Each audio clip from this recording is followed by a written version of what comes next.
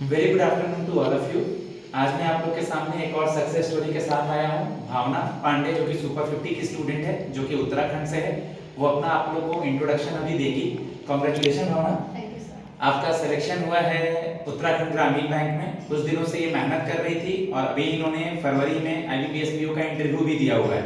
इनका मन था कि मैं सबसे पहले PO से ही स्टार्ट करूं। एज ए क्लरिकल तो जॉब हो रहे थे, बट इनको PO ही ज्वाइन करना था और एट लास्ट इनको RRB PO मिला। लास्ट ईयर भी कुछ नंबरों से ओवरऑल जब इंटरव्यू और रिटन एग्जाम का ऐड हुआ तो चीज़ें नहीं ऐड हुई, मतलब सिलेक्शन नहीं हो पाया। लेकिन इस बार इनका जॉब लगा है तो उसके लिए कॉन्ग्रेचुलेशन, इन्होंने PO का इंटरव्यू दिया भी है। इस सक्सेस स्टोरी में सबसे पहले हम लोग इंट्रोडक्शन, फिर थोड़ी प्रीलिम्स के बारे, थोड़ी मेंस के बारे और थोड़ी इंटरव्यू के बारे में हम लोग बात करेंगे। तो सबसे पहले भावना आप लोगों को अपना इंट्रोडक्शन देंगी। और एक बात बहुत जरूरी है कि बैंकिंग इंडस्ट्री में थोड़ा सा समय लगता है, तो आप इंट्रोडक्शन जरूर सुने। वो आपको बताएगी कि कब मैंने सोचा प्रिपेयर करने के लिए, मैंने इंजीनियरिंग करा, क्या करा। तो सबसे पहले भावना से इंट्रोडक्शन सुनते हैं। हेलो एवरीवन, मेरा नाम भावना पांडे है। मैं उत्तराखंड के हल्द्वानी एरिया से बिलोंग करती हूँ।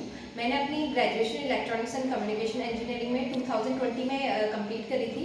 उसके बाद 2021 से मैंने बैंकिंग की एग्ज़ाम्स स्टार्ट करे थे प्रिपरेशन करना। एंड 2021 में तो मैं कोई भी एग्ज़ाम एज क्वालिफाई नहीं कर पाई थी। 2022 में मेरे प्री क्वालिफाई होते थे, बट मेंस में मेरे कुछ मार्क्स से क्वालिफाई नहीं होता था।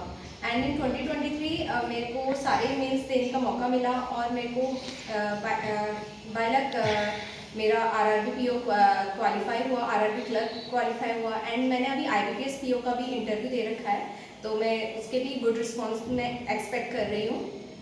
बाकी प्रीलिम्स, मेंस और इंटरव्यू के लिए आगे बढ़ने के पहले मैं एक चीज़ जानना चाहूँगा भावना, जैसे कि लास्ट ईयर आपका भी फाइनल नहीं हुआ, या इस साल बहुत सारे ऐसे जो सुपर 50 के अलावा जो स्टूडेंट्स हैं यूट्यूब पे हैं या ऑल ओवर इंडिया में हैं, तो उनका भी नहीं हुआ। एक लास्ट अपने आप को क्या बोलना चाहिए अगर हमारा रिटन मेंस रुक जा रहा है या हमारा इंटरव्यू थोड़े नंबर के लिए नहीं हो रहा है, तो एज ए स्टूडेंट आप दूसरे स्टूडेंट को क्या मोटिवेशन देना चाहेंगे?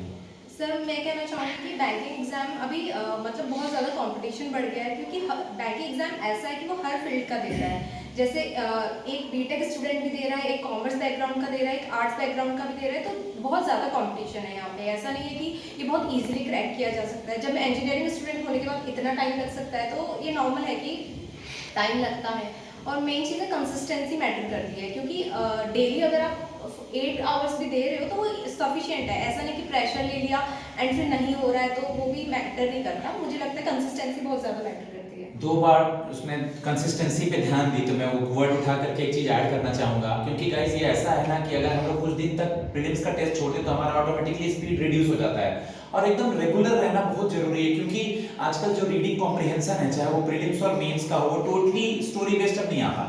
वो आपका इंटरनेशनल इशू से, जियोपॉलिटिक्स से, समिट से, ओके, ला नीना एनवायरनमेंट से, इन चीज़ों से आता है। तो प्रीलिम्स में जैसा कि हम लोग क्लास में टेस्ट देते थे, प्रीलिम्स के लिए डेली वोकैबुलरी करते थे, न्यूज़पेपर पढ़ते थे, तो प्रीलिम्स एग्जाम देते समय में क्या क्वेश्चन बनाना चाहिए, क्या छोड़ना चाहिए, या प्रीलिम्स की तैयारी पे हम लोग करते क्या थे, प्रीलिम्स के बारे में भावना बताएंगे आप लोगों को। प्रीलिम्स के लिए मुझे लगता है मेनली मैटर करता है कि कितनी ज़्यादा से ज़्यादा आप प्रैक्टिस कर रहे हो। क्योंकि यूजुअली जब हम घर पे रहते हैं ना, हम डेली मॉक नहीं देते। हम लोग सोचते हैं कल दे लेंगे, परसों दे लेंगे। तो क्लासेस आने से ये फ़ायदा है कि एग्जैक्टली हम सबके साथ बैठ के हम डेली एग्जाम देते हैं। और मेनली ये है कि कंपटीशन लेवल भी बढ़ जाता है। मेनली मुझे तो ये बेनिफिट हुआ कि अकेले हम ये डिसाइड नहीं कर पाते कि हम किस लेवल पे हैं।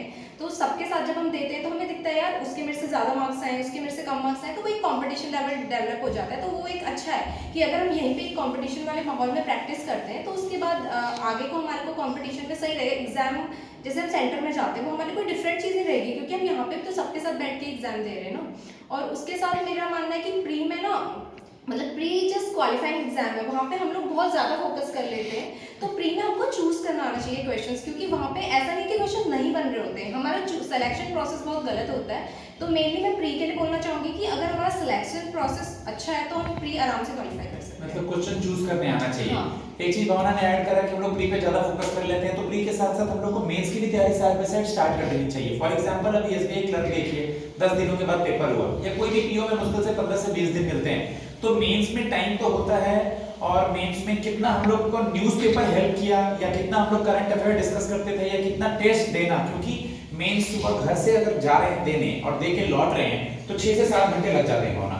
तो मेंस में किन चीजों का ध्यान देना चाहिए, टेस्ट कितना जरूरी है, कितना GS जरूरी है, बताएंगे? मैं बोलना चाहूँगी कि बहुत बहुत बार ऐसा होता है अगर कोई कोचिंग वोचिंग नहीं ज्वाइन कर रहे तो हम मेंस तो कोई भी प्रैक्टिस नहीं करता कि जब तक सामने हमारे एग्जाम ना आ जाए।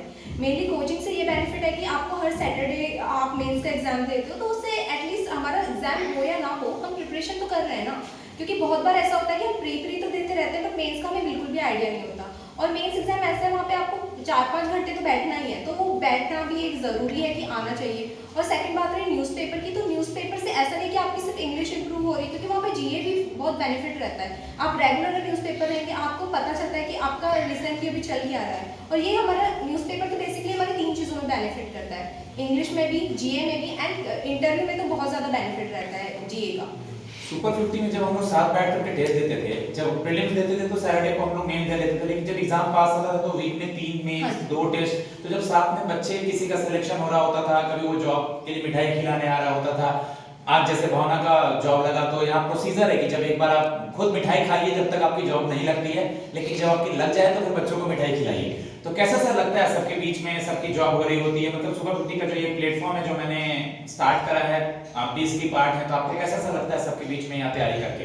सर मेन चीज़ ये है ना, जैसे लोग आते हैं तो एक तो मोटिवेशन भी होता है हम लोगों के लिए, क्योंकि हमारी स्ट्रेटजीज में भी डिफरेंट हो तो हम कुछ चीज़ें उनसे सीख सकते हैं। और साइड बाय साइड ये चीज़ भी है ना यार कि मे बी आपको जेलेसी फील हो रही हो या कंपटीशन फील हो रहा हो, वो चीज़ आपको आगे ही बढ़ाता है। अगर कोई भी चीज़ अगर आपका कोई फ्रेंड भी सेलेक्ट हो रहा है आपको अपने लिए भी तो बुरा लगेगा ना, तो अच्छी चीज़ है कि अगर आप उसको कंपटीशन लेके आगे तो अपने में उसमें अच्छे पॉजिटिव उसमें लेके चलते हैं। बिल्कुल, भावना का कहने का मतलब है अगर किसी का सिलेक्शन हो रहा है, हम आज बैठ करके उसका सिलेक्शन हुआ, उसने आया, बच्चों को समझाया, मिठाई खिलाया, या उसका ऐसा लगा कि आज उसका 100 नंबर है मेरा 80 नंबर है, तो चाहे तो वो कंपटीशन सा फील हो, चाहे 3 इडियट वाली बात है कि भाई मेरा दोस्त आगे बढ़ रहा है। तो यहाँ एक चीज है कि बच्चे, जैसे एक बच्चा दूसरे बच्चे को मदद कर रहा होता है, दूसरा उसको मदद कर रहा होता है, मतलब यहाँ लग रहा होता है कि सबका ग्रोथ हो रहा है। इंटरव्यू की तरफ आगे बढ़े तो बिल्कुल भावना को चीजें आती थी, मैं सामने ही खड़ी वो चीजें आती थी, बट शुरुआत में सबके पहले साथ वैसा होता है, उसको डिलीवर करने में थोड़ी इशू होती थी, क्योंकि कभी भी हम 4 लोगों के सामने या मैं मॉक ले रहा होता हूँ तो पहले दूसरे तीसरे मॉक के बाद इसने बहुत कुछ सीखा। लेकिन बिल्कुल वो बताया कि जब मैंने बैंकिंग की क्लास ली या करंट की क्लास ली, या जब हम लोग क्लास में डिस्कशन करते थे, इनके साथ भी इनके और भी दोस्त थे जो कि जैसे अगर हम नाम लें विशेष का, तो बैंक ऑफ इंडिया में क्रेडिट ऑफिसर लगा, रशगना का नाम ले वो आरआरबी में बनी, इस बार आईबीपीएस पीओ इंटरव्यू दिए हैं। इंटरव्यू से कितना फायदा मिला बेटा हम लोग सब कुछ साथ में करके डिस्कशन और चीजों को पढ़ करके? सर मेनली ये है ना, नॉलेज बहुत लो को होती है, आपको रिप्रेजेंट करना आना चाहिए, तो वो चीज़ आप जब 10 बार बोलोगे तो आप सीख जाओगे खुद ब खुद। जैसे इंटरव्यू, मॉक इंटरव्यूज बहुत बेनिफिशियल है, क्योंकि आप हम जस्ट सीधे वहाँ पे जाएंगे तो हम लोगों को नर्वस हो जाएंगे, या हमें चीज़ें आती भी होंगी तो हमें बोलना नहीं आता होगा। तो मुझे लगता है मॉक इंटरव्यूज आपकी काफ़ी हेल्प करते हैं, आपको चीज़ों का एक्सप्लेन करना, प्रेजेंट करना, क्योंकि इंटरव्यू में आपकी नॉलेज मैटर नहीं करती, नॉलेज के लिए एग्जाम्स हैं, वो नॉलेज आपकी वहीं पे चेक कर लेते हैं, वहाँ पे उनको देखना है कि आप चीज़ों को डील कैसे कर सकते हैं, आप प्रेजेंट करना आपको आता है नहीं आता। क्योंकि कल को हमें कस्टमर डीलिंग वाले सेक्टर में जाना है, कस्टमर को सुनना है, उनको जवाब देना है। बिल्कुल भावना ने सही बताया कि नॉलेज का चेक उन्होंने कर लिया है, अब वो हमारा कॉन्फिडेंस देखना चाहते हैं कि हम 4 लोग के बीच बोल पा रहे हैं कि नहीं बोल पा रहे हैं।